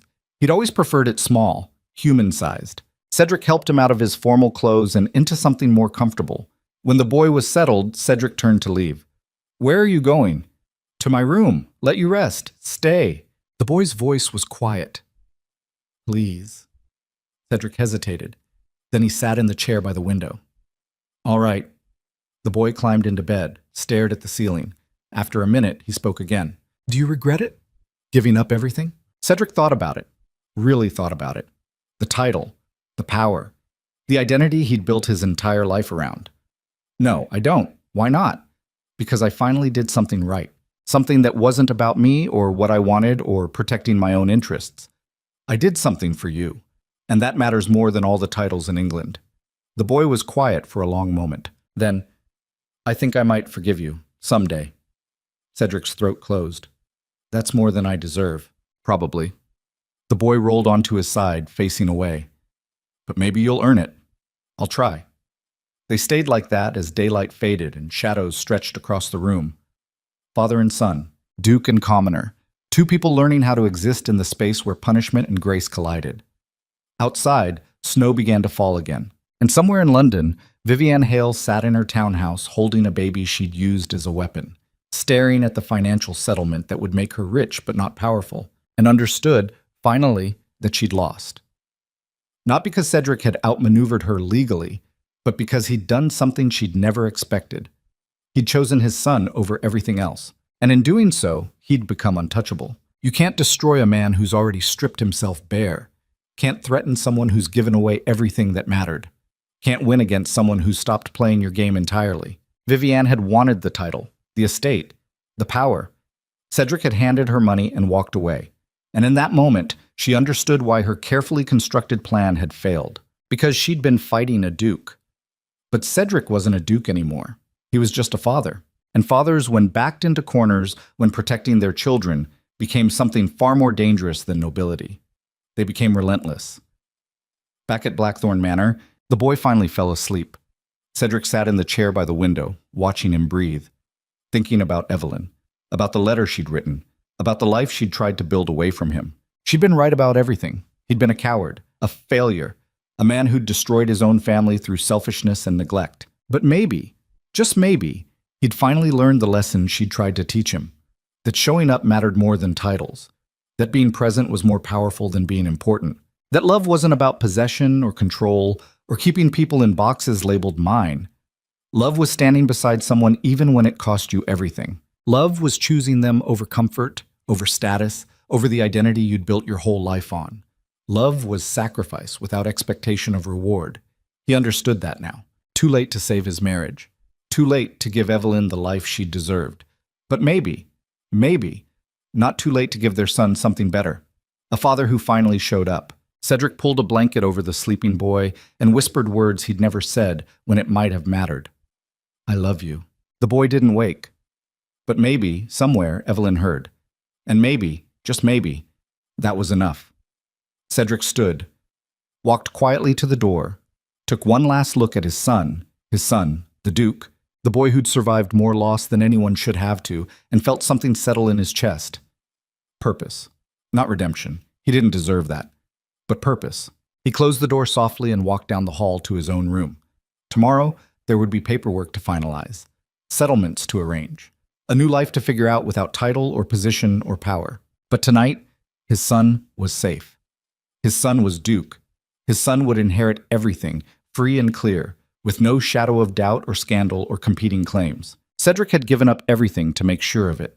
And for the first time in his miserable, wasted life, he'd done something that mattered. He sat by his own window, staring out at the snow-covered grounds Grounds that belonged to his son now. Estate he no longer controlled. Legacy he'd finally managed to preserve by destroying his own claim to it. The tremor in his hands was gone. The weight in his chest had shifted. Not lighter exactly, but different. He'd spent his whole life accumulating power. And in one afternoon, he'd given it all away. Not because he'd been forced to, but because he'd chosen to. Because he'd finally understood what Evelyn had known all along. That the only thing worth having was something you'd die to protect. And Cedric had found his. A boy who looked like him. Who had Evelyn's eyes. Who'd survived abandonment and loss and scandal and kept going anyway. A son. His son. The Duke of Ravenshire. Cedric smiled into the darkness. Let them take the title from him. Let them strip away the status and the privilege and the doors that used to open. He didn't need them anymore. He had something better. He had a reason to wake up tomorrow. And the day after that. And every day after, until his son didn't need him anymore. That was enough. It had to be. Because in 12 hours, Vivian's lawyers would file a motion contesting the renunciation. In 24 hours, Parliament would reconvene to review the unprecedented transfer. And in 72 hours, someone would discover the one document Cedric had buried at the bottom of his case file. The one piece of evidence he'd held back. The one that would either save them both or destroy them forever. The document Cedric had buried at the bottom of his case file was a marriage certificate. Not his marriage to Evelyn. That one had been public, recorded, impossible to dispute. No, this was different. Older. A certificate dated 3 years before he'd ever met Evelyn, bearing his signature in the name of a woman he'd married in secret when he was 21 and stupid and desperate to escape an arranged engagement his father had tried to force on him. The marriage had lasted 6 months. The woman had died in childbirth along with the infant. Cedric had buried both the bodies and the paperwork, paying off clerks and priests to make sure no records surfaced that could complicate his political ambitions. He'd been a duke's son then, with a duke's resources and a duke's casual cruelty toward inconvenient truths. He'd forgotten about it, or convinced himself he had. But the certificate had survived, hidden in a locked box in his study for 2 decades. And now it was the nuclear option. The thing that could destroy Vivian's claim entirely, or destroy him in the process. Because if that prior marriage was valid, then his marriage to Evelyn had been bigamy, which meant the boy wasn't legitimate at all, which meant everything Cedric had just sacrificed to protect his son's inheritance was built on sand. But it also meant Vivian's daughter had no claim either. If Cedric's marriage to Evelyn was invalid, then he'd never been properly married to anyone after his first wife died, which made all his children, both the boy and Vivian's daughter, equally illegitimate in the eyes of the law. It was mutually assured destruction, a weapon that would take them all down, and Cedric had 3 days to decide whether to use it. He sat in his study the morning after the hearing, the certificate spread on his desk like an accusation. His solicitor had left an hour ago, face pale after Cedric had shown him what he'd been hiding. The legal implications were catastrophic. If Parliament discovered this, they'd strip the boy of everything, declare him bastard, remove him from succession entirely. But if Vivian filed her motion and won, if she managed to overturn yesterday's ruling, then Cedric would have no choice. He'd detonate this bomb and take everyone down with him, including his son. The boy appeared in the doorway. He wore simple clothes now, no ducal finery, just a shirt and trousers. But he carried himself differently. Not taller exactly, but more solid, like the title had given him gravity. You didn't sleep. Cedric looked up. No. What's wrong? The boy crossed to the desk, looked at the certificate, read it slowly, lips moving as he worked through the formal language. When he finished, his face was blank. You were married before. Yes. And you never told anyone. No. So my mother, his voice was very quiet. My mother was never really your wife. Cedric's chest felt like it was caving in. Legally, no, but that doesn't change. It changes everything. The boy stepped back. If that's real, then I'm a bastard, not a duke, not legitimate, just the son of a woman who thought she was married but wasn't. The word bastard from his son's mouth was a knife. Cedric stood. It doesn't have to be. If we keep this hidden, then Vivian wins. She contests your renunciation, Parliament reviews it, and maybe they find this anyway. Or maybe she does. And then what? You think she won't use it? She won't find it. You don't know that. The boy's jaw was tight. And even if she doesn't, you do. You know. And you'll always know that everything you did yesterday was built on a lie. It was built on trying to protect you. By lying to Parliament. by committing fraud, by making me a duke based on documents you know are false. The boy's voice cracked. That's not protection. That's just another betrayal. Cedric wanted to argue, to explain, to make his son understand that sometimes you lied to save the people you loved. But looking at the boy's face, the disappointment, the anger, the bone-deep exhaustion of being let down again, he couldn't find the words. So he told the truth instead. You're right, it is another betrayal. I've been lying my whole life. To your mother, to you, to everyone. And I thought I could stop, thought I could be better. But the first time things got hard, I went right back to it. He sat down heavily. I don't know how to be anything else. The boy stared at him. Then you need to learn. How? By telling the truth. All of it. To Parliament. Cedric's head snapped up. That will destroy you. Maybe. But at least it'll be honest. You'll lose everything. The title. The inheritance. Your future. The boy's eyes were hard. What future? The one built on fraud? The one where I spend my whole life wondering if someone's going to discover the truth and take it all away. That future. He shook his head. I'd rather have nothing and know it's real than have everything and know it's a lie. Cedric looked at his son and saw Evelyn. Not in his features. Those were Cedric's, but in his spine. His refusal to compromise. His absolute certainty that some things mattered more than survival. If I tell Parliament, Vivienne still wins. Her daughter becomes the heir. You get nothing. Then I get nothing. The boy's voice was steady. But you'll finally stop being a coward. The words landed like a physical blow. Cedric sat there, feeling them sink in, feeling the weight of every choice he'd made for 40 years pressed down on his shoulders. He'd built his entire life on lies and manipulation and using people. Had convinced himself it was strategy, politics, the way powerful men operated. But really it had just been fear. Fear of being vulnerable. Fear of being seen. Fear of admitting he didn't have all the answers. And now his son, this boy who'd survived abandonment and loss and scandal, was asking him to be brave, to stop hiding, to face the consequences of everything he'd done. It was the hardest thing anyone had ever asked of him. Cedric looked at the certificate, then at his son, then at the window where morning light made the snow outside look almost clean. All right, I'll tell them. The boy's expression didn't change. When? Today. They sat in silence. Then the boy spoke again, softer. What happens after? I don't know. Probably they strip me of what's left. Maybe they charge me with fraud. You'll be removed from succession, declared illegitimate. Vivienne's daughter becomes the heir by default. And you? Cedric exhaled slowly. I'll probably lose everything. The estate, access to you, my freedom if they decide to prosecute. He met his son's eyes. But you'll know I finally told the truth. For once in my miserable life, I did the right thing. The boy was quiet for a long moment. Then he crossed to where Cedric sat and did something unexpected. He placed his hand on Cedric's shoulder. Good. That was all. Just one word. But it carried more weight than any title or inheritance or parliamentary ruling. Cedric reached up and covered his son's hand with his own. I'm sorry. For everything. For your mother. For not being there. For making you grow up too fast. For all of it. I know. Can you forgive me? The boy pulled his hand back. Not yet. Maybe not ever. But I can respect you trying. That's more than I deserve. Yes. The boy turned toward the door. I'm going to the stables. When you're done destroying everything, come find me.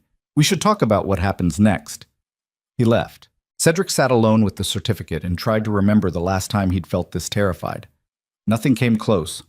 Not facing Parliament yesterday. Not discovering Evelyn had disappeared. Not even the night his son almost died from fever. This was different. This was choosing to step off a cliff with no idea if there was anything at the bottom except rocks. He called for his solicitor. The man arrived within the hour, already looking like he wanted to be anywhere else. Cedric handed him the certificate. File this with Parliament, along with a full confession of the fraud. Request an immediate hearing to address the implications. The solicitor's hands shook as he took the document. Your Grace, excuse me, Mr. Ravenshire, this is career suicide, legal suicide, actual suicide. I know. They'll destroy you, I know. Why would you do this? Because my son asked me to. And for once, I'm going to give him what he needs instead of what's convenient for me. The solicitor stared at him like he'd grown a second head. Then he nodded slowly. I'll file it within the hour. The hearing will likely be tomorrow. They'll want to move fast on something this explosive. Good. Is there anything else you need? Cedric thought about it. A priest, maybe. Someone to hear last rites. But since he'd given up on spiritual salvation decades ago, there wasn't much point. No. Just make sure my son is protected. Whatever happens to me, make sure he has resources. A trust. Something they can't take. I'll handle it. The solicitor left. Cedric sat in his study and waited for the world to end. It didn't take long. By evening, news had spread through London like wildfire. The Duke of Ravenshire, the former Duke, had confessed to fraud, had revealed a prior marriage that invalidated everything, had essentially destroyed his own son's claim to legitimacy. The scandal was unprecedented. Journalists camped outside Blackthorn Manor. Parliament called an emergency session. Vivian's lawyers were probably opening champagne. And through it all, Cedric sat with his son in the library, playing chess badly while the world burned around them. The boy moved his knight. Check. Cedric studied the board. I'm terrible at this. You're distracted. Yes. They played in silence for another few minutes. Then the boy spoke without looking up. Do you regret it? Telling the truth? Cedric moved his king out of danger. No. But ask me again when I'm in prison. Will they really arrest you? Maybe. Fraud is a crime, even when you confess to it yourself. The boy captured Cedric's bishop. That's stupid. Most laws are. Another silence, then, what will happen to me?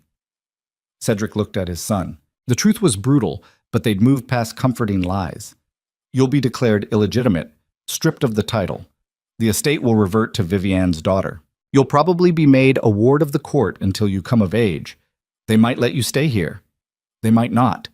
Where would I go? I don't know. Distant relatives, maybe. Or foster care. The boy's face was carefully blank. And you? If I'm prosecuted, prison. If not, exile. They won't let me stay near you. Not after this. So we're both losing everything. Yes. The boy moved his queen. Checkmate. Cedric looked at the board. He'd lost without even realizing his king was trapped. Story of my life. The boy started resetting the pieces. One more game? They played until the fire burned low and the house settled into uneasy sleep. Around midnight, the boy finally went to bed. Cedric stayed up, staring at the chessboard, thinking about every move that had led here. The hearing the next day was brief and brutal. Cedric presented the certificate, explained the prior marriage, admitted to the fraud. Parliament listened in stony silence, then conferred for less than 10 minutes before delivering their verdict. All titles and properties reverted to the crown pending redistribution. The boy was declared illegitimate. Cedric was charged with fraud and perjury. Bail was set impossibly high, a number designed to ensure he couldn't pay it. Vivian's daughter was named the rightful heir to the Ravenshire estate and title. The transfer would be immediate. Cedric stood as they read the verdict and felt nothing. No rage, no despair. Just a strange, hollow peace. He'd finally stopped running, finally faced consequences, finally told the truth even when it cost him everything. It was almost liberating. They took him into custody immediately. As guards led him from the chamber, he saw his son in the gallery. The boy stood straight, face composed. He didn't cry, didn't call out. He just watched as his father was led away, and in his eyes was something Cedric had never seen before. Not forgiveness, not love, but understanding. The acknowledgement that Cedric had finally done what he'd promised, had chosen his son over convenience, over safety, over his own survival. It wasn't redemption, but it was something. Prison was exactly as miserable as Cedric expected. A cell barely big enough to lie down in, thin blankets that did nothing against the cold, food that tasted like despair. Other inmates who ranged from pathetic to terrifying. He spent his days staring at stone walls and his nights trying not to think about his son, about where the boy had been sent, whether he was safe, whether he hated Cedric for destroying his future. 3 weeks passed. Then a guard appeared at his cell with a visitor's slip. Cedric followed him to a small room with a table and 2 chairs. On the other side of the table sat Thomas Harker. They looked at each other for a long moment. Then Thomas spoke. "You're an idiot." Cedric almost smiled. "Yes. Destroying your own son's inheritance to prove a point. That's next level stupid." It wasn't about proving a point. It was about telling the truth. Thomas leaned back. "The truth. Right. Because that's worked out so well for everyone involved." He shook his head. "The boy's with me, by the way. Court made me his guardian since I was the closest thing to family he had besides you. Is he all right?" "No. He's devastated, angry, lost, but alive. Thomas fixed Cedric with a hard look. He asks about you. Every day. Wants to know if you're okay. If they're treating you well. If there's anything he can do. Tell him I'm fine. I'm not going to lie to the kid. You're not fine. You're in prison facing years of hard time for fraud. You're miserable and probably regretting every choice you've made. Cedric met his eyes. Tell him I'm fine. And tell him... He stopped, swallowed. Tell him I'd do it again. All of it, if it meant he knew I finally chose him. Thomas studied him, then nodded slowly. I'll tell him. But you should know Vivian's having second thoughts. About what? Everything. The estate, the title. She didn't expect you to actually confess, didn't think you'd sacrifice yourself. Now she's sitting in Blackthorn Manor with a daughter who's too young to understand what she inherited, and apparently it's not as satisfying as she thought it would be. Cedric felt nothing hearing this. Good for her. She's talking about a settlement, offering to split the estate with the boy. Give him something. Tell her no. Thomas raised an eyebrow. You're refusing money for your son? I'm refusing charity from the woman who tried to destroy him. If she wants to help, she can sign over the full inheritance. Otherwise, the boy doesn't need her scraps. He's got nothing, Cedric. No title, no money, no prospects. And you're telling me to refuse help? I'm telling you he doesn't need an estate to survive. You did it. His mother did it. He can too. Cedric leaned forward. What he needs is to know he's worth more than property and titles. That he has value beyond what he inherits. That's the only thing I can give him now. Don't take that away by accepting Vivian's guilt money. Thomas was quiet for a minute. Then, you really have changed. Too late. But yes, maybe not too late. Thomas stood. I'll pass on your message. Both of them. And I'll keep the boy safe. You have my word. Thank you. Don't thank me. Thank your son. He's the one who insisted I come see you, said you'd be falling apart and needed someone to tell you to pull yourself together. Thomas almost smiled. Kid's got spine. Wonder where he got that from. Not from me. No. Probably from watching you finally grow one. Thomas left. Cedric sat in the visiting room until the guard came to take him back to his cell.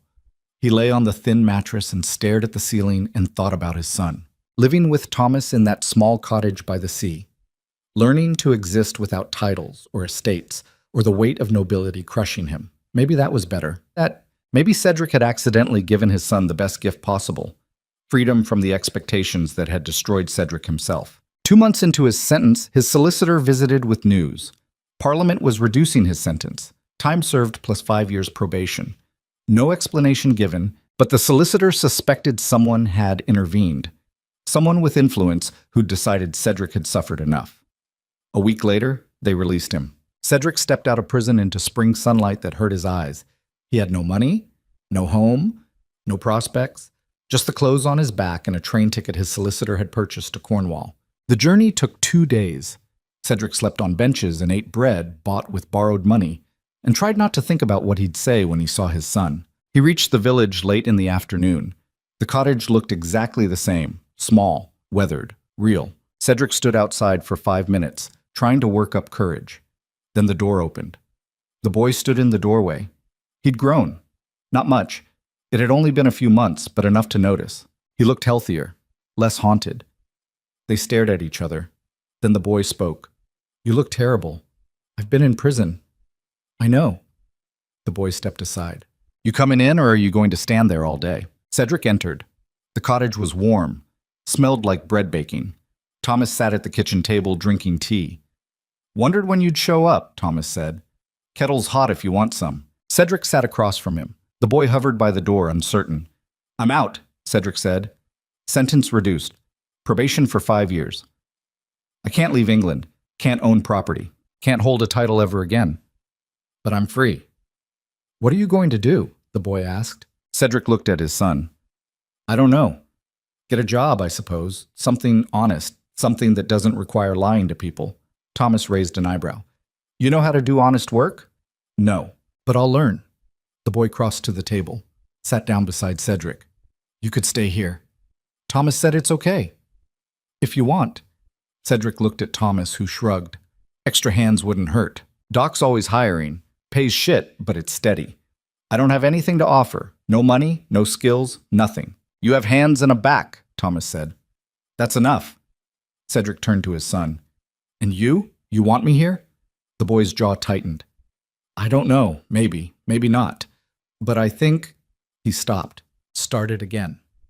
I think I want to try. To see if you meant what you said about choosing me. I meant it. Prove it. Stay. Work. Be here. Don't run the first time things get hard. Cedric nodded slowly. All right. I'll stay. And so he did. He got a job on the docks, hauling cargo and fixing boats and doing backbreaking labor that left him exhausted. He lived in the cottage's spare room, barely bigger than his prison cell, but infinitely warmer. He learned to cook simple meals, to mend his own clothes, to exist without servants or status or any of the markers that had defined him. It was humiliating, exhausting, the hardest thing he'd ever done. It was also the most honest. The boy watched him carefully those first months, testing him, pushing boundaries, waiting for Cedric to fail or leave or prove he was still the same selfish bastard underneath. But Cedric stayed, through brutal work days and cold nights, and the slow, painful process of learning to be a person instead of a title. They didn't talk much at first, just existed in the same space, orbiting each other cautiously. But gradually, conversations started. Small things. The boy's studies. The weather. Stories from the docks. 6 months after Cedric arrived, they were eating dinner when the boy spoke. I don't hate you anymore. Cedric looked up from his plate. The boy's face was serious. I'm still angry. I probably always will be, but I don't hate you. He searched for words. You're trying, and that matters. Cedric's throat was tight. Thank you. Don't thank me. Just keep trying. I will. And they kept building, slowly, carefully. Two people learning to exist in a relationship that had no blueprint, no rules, no guarantee of success. Just the daily choice to show up and try again. A year after Cedric's release, news reached them that Vivian had died. Some illness that came on fast and brutal. Her daughter was being raised by Vivian's family. The Ravenshire title was in trust until the girl came of age. The boy listened to the news without expression. Then, do you feel anything? Hearing she's gone? Cedric thought about it. Sadness, maybe. Not for Vivian, she'd made her choices and lived with them, but for the waste of it all that scheming and manipulation and pain, and for what? A title for a child who'd never asked for it. No, mostly I just feel tired. The boy nodded. Me too. They never talked about it again. 2 years became 3. 3 became 5. Cedric's hands grew calloused from work. His body thinned out, muscle replacing the softness that came from aristocratic living. His hair went gray at the temples. The boy grew into a young man, tall, serious, with Evelyn's eyes and Cedric's stubborn jaw, and a strength that came from surviving things that should have destroyed him. They fought sometimes, had days where the old resentment surfaced and turned every conversation into a battle. But they stayed, both of them, working through it instead of running. On the 5th anniversary of Cedric's release, they sat on the beach watching the sun set over the water. The boy, not really a boy anymore, nearly 17 now, picked up a stone and threw it into the waves. Do you ever miss it? The title, the estate, all of it. Cedric considered the question. Some days. Then I remember what it cost me, what I had to become to keep it. And I don't miss it anymore. What do you miss? Your mother. Cedric's voice was quiet. I miss who I could have been if I'd met her and actually loved her, actually tried. That's the version of myself I mourn. Not the Duke, just the man who could have been decent from the start. Do you think she'd forgive you? If she could see this? Cedric watched the sunset paint the sky in shades of fire. I don't know. Maybe. Or maybe she'd think it was too little, too late. But I like to hope she'd see that I finally learned the lesson. That I chose you. That I gave up everything to make sure you knew you mattered. The young man nodded slowly. I think she would. Forgive you, I mean. She was good at that. Forgiving people who didn't deserve it. She was better than me in every way. Yes. But you're better than you were. That counts for something. They sat in silence as the sun sank below the horizon. Then the young man spoke again. I forgive you. Cedric's breath caught. What? I forgive you. For all of it. For not being there when I was born. For failing my mother. For the scandal and the trial and losing everything. I forgive you. Cedric turned to look at him. Why now? Because you earned it. Not because you suffered. Suffering isn't redemption. But because you changed. Actually changed. Became someone worth forgiving. He stood, brushing sand from his trousers. "That's enough for me." He walked back toward the cottage, leaving Cedric alone on the beach. Cedric sat there as darkness fell and stars came out. He thought about Evelyn, about the letter she'd written the night she gave birth, about everything he'd destroyed and everything he'd tried to rebuild. He'd never be redeemed, would never undo the damage, would never become the man he should have been from the start. But he'd become something else, something smaller and harder and more honest. He'd become a father, not a good one, not a perfect one, but one who showed up, who tried, who sacrificed everything to protect his son even when it was too late to matter. And in the end, in this small life on this cold beach, in this forgotten village, he'd found something he'd never had in all his years of power and status. Peace, not happiness. He didn't deserve that, but peace. The quiet understanding that he'd finally stopped running from consequences, had finally faced who he was and what he'd done, and his son had forgiven him. That was enough. It had to be enough. Because in a life built on lies and manipulation and using people, that one truth was the only thing that mattered. He'd been loved by his son despite being unworthy of it. And he'd spent the rest of his life trying to earn what had been freely given. Cedric stood and walked back to the cottage. Inside, the young man was reading by lamplight. Thomas was mending nets. The fire crackled. Home. Not the estate with 100 rooms, not the manor with servants and luxury. Just a small cottage with 2 people who'd chosen to let him stay. It was more than he deserved. It was everything. Cedric sat by the fire and picked up his own mending. They worked in comfortable silence. Outside, the sea crashed against the rocks. Inside, 3 people who'd survived the wreckage of nobility existed in the space between punishment and grace. And in that space, Cedric finally learned what Evelyn had tried to teach him all those years ago. That showing up was enough. That trying mattered. That love wasn't about grand gestures or dramatic sacrifices. It was about the daily choice to stay, even when leaving would be easier. He'd destroyed everything to learn that lesson, but he'd learned it. And on this cold night in this small cottage with his son reading beside him, Cedric understood that some prices were worth paying. Some ruins were worth building on. Some men could change, even when it was too late to save themselves.